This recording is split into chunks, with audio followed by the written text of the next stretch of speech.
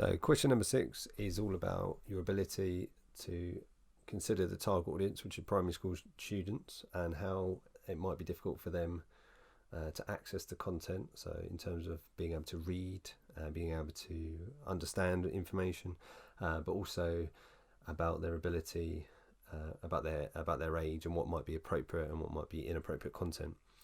So when you see the word access, lots of students in the summer, when I marked this paper, they started thinking about access in terms of being able to get up to things like steps, how dangerous it will be.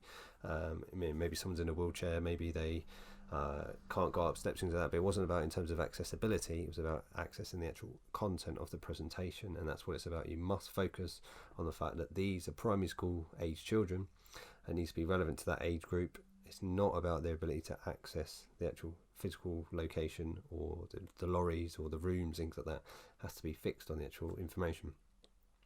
So it says, explain why the ability of the target audience to access the content must be considered when designing and creating the interactive presentation. So here we can say that the presentations can't be too graphic. Okay, so the presentation can't be too graphic about the Roman army fighting as the school children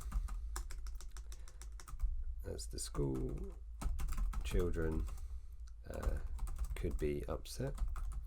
So that's the first one.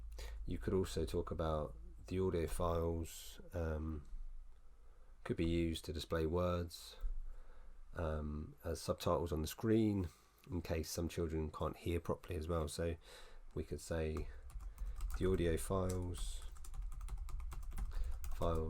must display the words as text or subtitles on the screen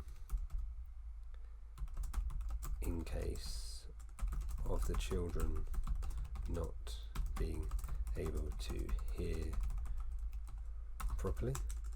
So that's another one we could do. We could also talk about the language must be easy to read and understand as well.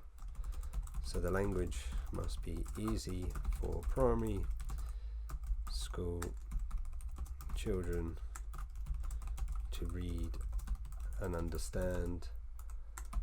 Otherwise, they might not be interested and stop listening and get bored.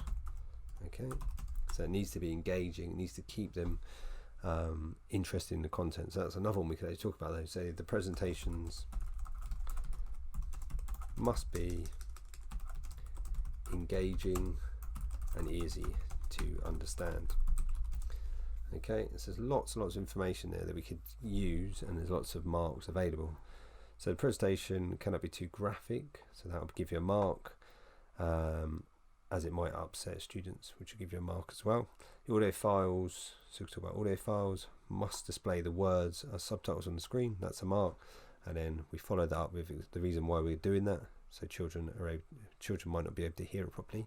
The next one, the language must be easy for primary school children to read, that's a mark, and understand, otherwise they might not be interested and they might stop listening and get bored. So we've got a justification again. The presentation must be engaging and easy to understand, and once again we could follow that up by saying otherwise they might lose interest and get bored. Okay, so that will be our third mark in terms of the explanation. So you can see, by when you focus on the audience and you focus on what's appropriate and what's not appropriate for primary school children, you then start to get those marks quite quickly.